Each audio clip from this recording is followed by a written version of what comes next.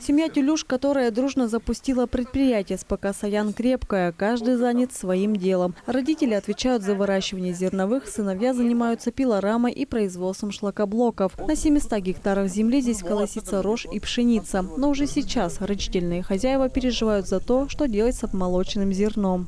Нам нужен хранилище зерна и зерночиститель. Такая проблема. Примерно 15 лет. Я сейчас не работаю. Вот, сын мой, старший сын работает. Также хранили. Но вот, когда зерно сухо, хорошо, все нормально. Не так мы не бросали, не гнило.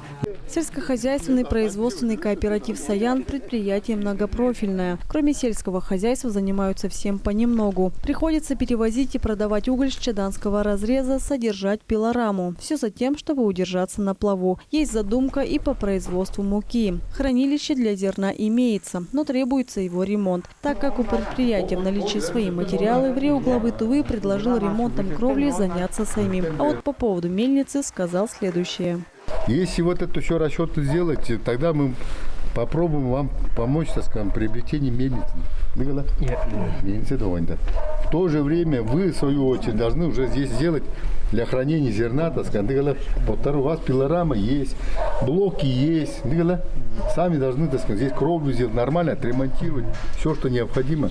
Владислав Хавалы внимательно осмотрел территорию и отметил, что приобретение мельницы рассмотрит совместно с Минсельхозом республики. Другой важный вопрос – как увеличить урожайность. Растительная система пришла в негодность, а для хорошего урожая пшеницы необходимо больше влажности земли. А сейчас на поле засуха.